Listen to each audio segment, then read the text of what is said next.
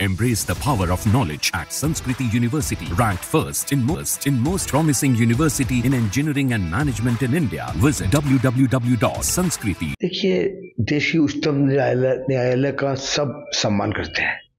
चाहे वो किसी भी मजहब का हो। जब देश की सर्वोच्च अदालत ये कह रही है कि औरतों का हक मिलना चाहिए और वो भरण पोषण के लिए अपना हक मांग सकती हैं, तो देश की सरकार ने कानून बनाया था 3 तलाक।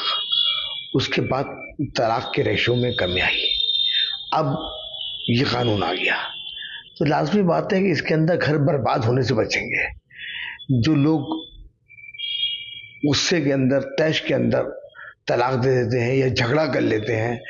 या अपनी मर्दानगी दिखाते हैं और उसके अंदर बड़ा घर बर्बाद हो जाता है,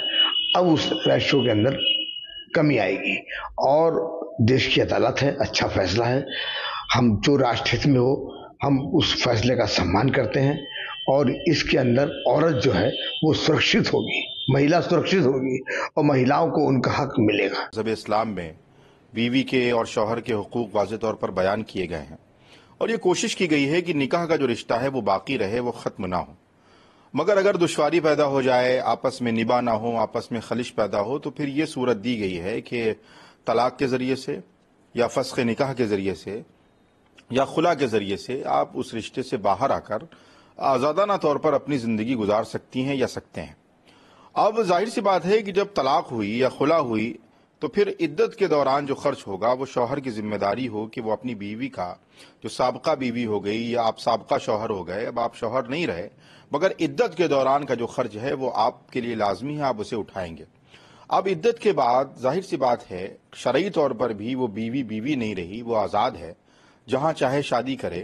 अपनी आज़ादाना ज़िंदगी गुजारे और शौहर भी आज़ाद है कि वो दूसरा निकाह, दूसरी शादी कर सकता है। तो ऐसे में शरई नुक्ते नज़र से जब एक रिश्ता बाकी नहीं है, बीवी तलाक के ज़रिए से या खुला के ज़रिए से बीवी बाकी नहीं रही, शौहर तलाक के ज़रिए से शौहर बाकी नहीं रहा, तो फिर शरीयत ने ये जिम्मेदारी नहीं रखी है कि जब कोई रिश्ता नहीं है तो फिर उसका खर्च या उसका भत्ता शौहर पर लाजमी नहीं है। ये मजहबी नुक्ते नज़र की बातें हैं जो मज़हब इस्लाम ने हमें बताई हैं।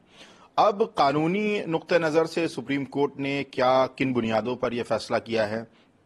क्या बातें रखी हैं, ये जो लॉ के जानकार हैं या जो मजहब के,